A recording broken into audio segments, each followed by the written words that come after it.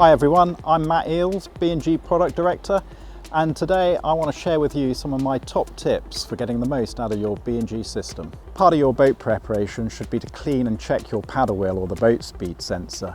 It can quite easily get furred up with marine growth, which will affect the boat speed recorded.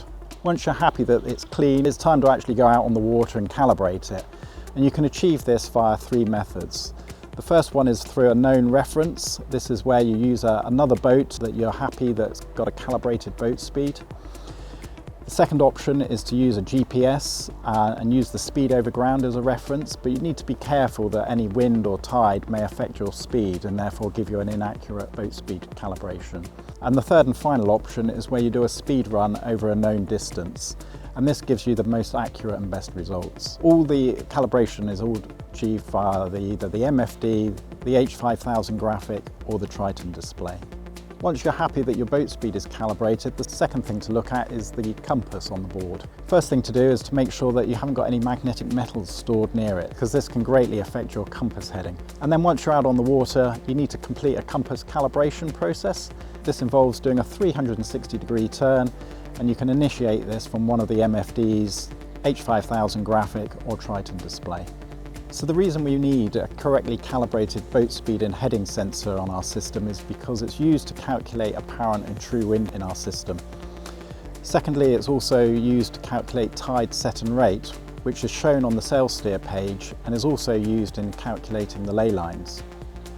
And finally, for accurate steering in your pilot, the pilot CPU needs to know an accurate boat speed.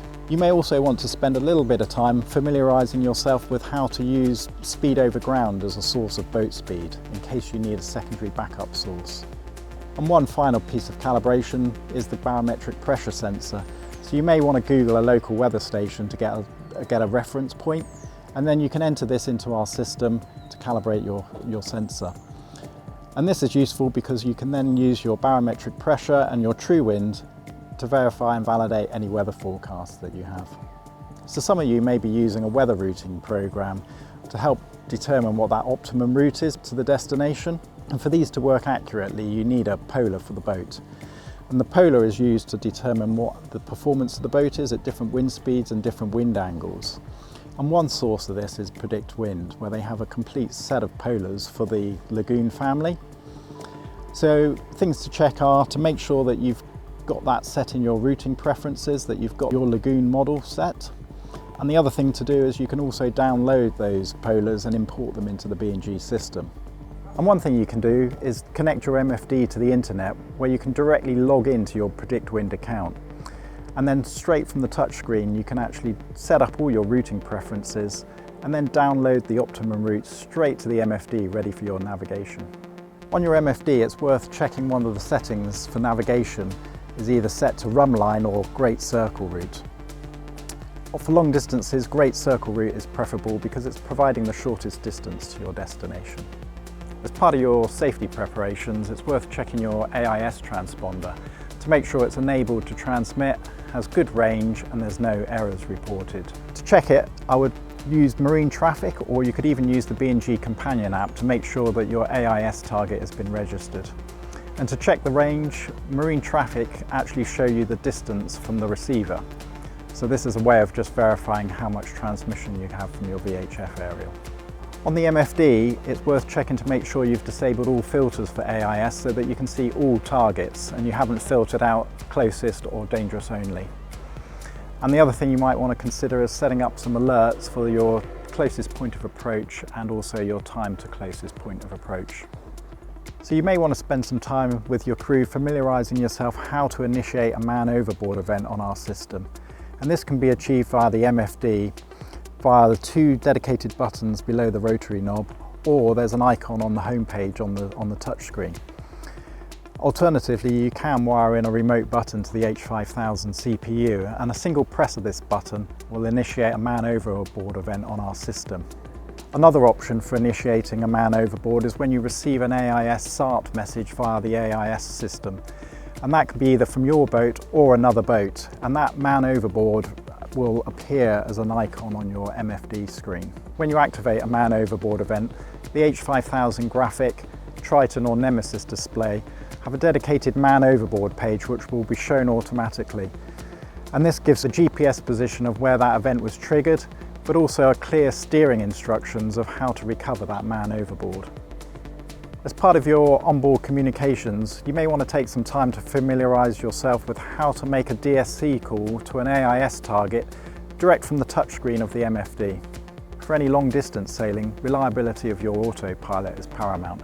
And one of the first things you can do is check your rudder reference unit, which measures the rudder angle of the boat. And you need to check to make sure it's secure, unimpeded, and also calibrated. At all times, the autopilot needs to know the rudder angle of the boat. And secondly, you want to make sure that your drive unit is securely fixed to the rudder arm and that the drive unit is working and serviced. When you're sailing and the pilot's engaged in wind mode, downwind, you want to use true wind as your source of wind angle. And this gives a much more stable and accurate steering. If you're sailing upwind, then I would use apparent wind angle. But if you want, you can set it to auto, where the pilot will choose apparent or true depending on your point of sail. If you have an H5000 sail pilot installed, you may want to consider some of the advanced sail features, for example the true wind speed response. And this feature will actually bear the boat away automatically when a gust or a squall hits, depowering the boat and keeping you under control. If you have the new Halo 20 Plus radar, you may want to consider updating the MFD and the radar to the latest software to take advantage of some of the new features, which includes the power save. And what the power save feature allows you to do is set some parameters on the radar for it to go to sleep and then periodically wake up, do a number of scans and then go back to sleep again. For example, you could set it to sleep for 20 minutes, wake up, do 20 scans and then it'll go back to sleep again. And if the radar detects any dangerous objects during that period, then you'll be alerted on the MFD. And this is a great way of keeping situational awareness without running the radar 24/7 and therefore saving you power. To get the best performance out of your radar, I would suggest just using the standard auto modes. These are optimized to give you the best performance in the current conditions. The other thing to remember is you have a harbour mode and an offshore mode. Harbour mode makes sure that you can see every object in a crowded and congested area, whereas offshore mode will declutter the radar image, only showing you the true dangerous objects. The 20 Plus radar also has weather mode, and what weather mode allows you to do when combined with velocity track is identify any squalls on the horizon, allowing you to be more prepared and ultimately safer. And if you have time, it's worth familiarising yourself on the MFD with how to set up a guard zone or sector alarm for the radar too. And before you leave, I would recommend downloading the B&G app to either your mobile phone or your tablet device. And what this does is it allows you to access the latest CMAP charts so you can explore new anchorages away from the MFD itself. The other feature of the companion app is the screen mirroring, which allows you to mirror the screen of the MFD on your mobile device. So you could basically keep watch whilst off watch or whilst you're away from the helm. And finally, don't forget to start your trip log. This is a great way of reviewing your track, seeing what your maximum speed was, and you can even set up color-coded tracks so that you can see where your maximum speed and the maximum wind speed was on your trip. And I think the only other tip I can give you is just to have a great trip, have fun, and stay safe.